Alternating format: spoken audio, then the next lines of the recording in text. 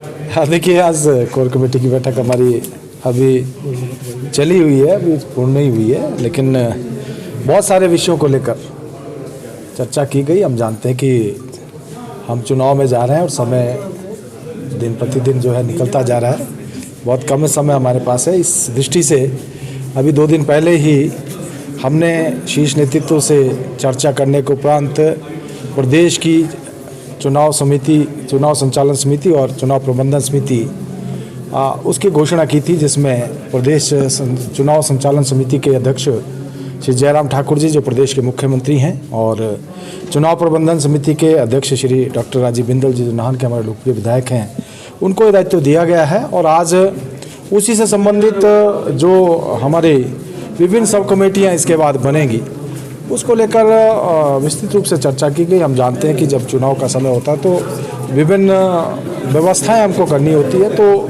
उसको लेकर पूरे प्रदेश भर में किस प्रकार से हम आगे बढ़ेंगे, उसको लेकर सभी शीर्ष नेतृत्व से विचार विमर्श हमने किया। इसके साथ साथ जो माननीय प्रधानमंत्री श्री नरेंद्र मोदी जी बहुत जल्दी उनके प्रवास के कार्यक्रम हिमाचल प्रदेश में होने वाले हैं, जिसमें चंबा आने का उनका एक कार्यक्रम है। इसके अलावा जो हमारा all India institute of medical science, उसका भवन लगभग तैयार है, उसका लोकार्पण का कार्यक्रम है। इसके अलावा एक बड़ी युवाओं की रैली, प्रदेश में युवा मोर्चा की रैली जो हम करने जा रहे हैं, जिसमें हमारा ये लक्ष्य है कि हम 1 लाख युवा उसमें हिमाचल प्रदेश के हर विधानसभा क्षेत्र से वहाँ पर आएंगे। और ऐसा भी हम तय कर रहे हैं कि हमारी ये रैली सुजानपुर में हो, जो कि केंद्र भी पड़ता है, और 1 लाख युवाओं के लिए जो स्थान उस हिसाब से जहां इतने लोग एकत्रित कर सकें हम। लेकिन इतना तय है कि उसमें केवल और केवल हमारे युवा मोर्चा के साथ ही पूरे प्रदेश भर से आएंगे। वो चाहे किन्नौर की बात है, चाहे सिरमौर की बात है या भरमौर की बात है, हर क्षेत्र से हमारे युवा उस रैली में पहुँचेंगे।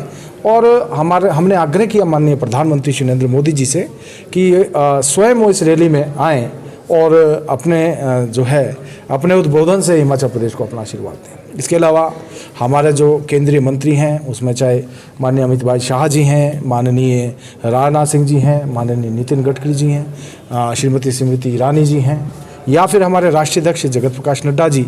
इसके अलावा हमारे चाहे वो केंद्रीय मंत्रीगण हैं या पार्टी के पदाधिकारी हैं, उनके भी प्रवास बहुत जल्दी हिमाचल प्रदेश के बनेंगे।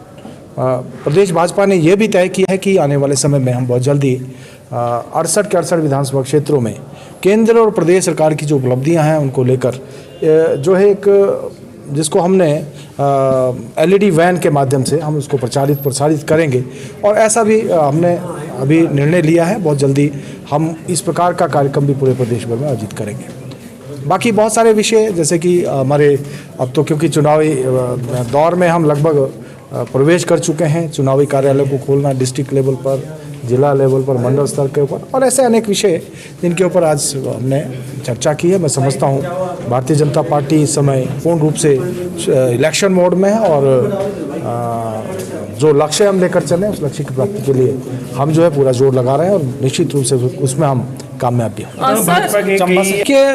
ये इस विषय के ऊपर तो लगातार हम जो भी कहीं अगर ऐसी दिक्कत आती है तो पार्टी हर संभव उसके लिए प्रयास करती रहती है। और ऐसा प्रयास है कि और ऐसी कोई संभावना नहीं है, लेकिन इतना निश्चित रूप से कि अभी 2 जो निर्दलीय विधायक थे उन्होंने भारतीय जनता पार्टी ज्वाइन की, और अभी 2 कांग्रेस के विधायक भारतीय जनता पार्टी में सम्मिलित हुए हैं।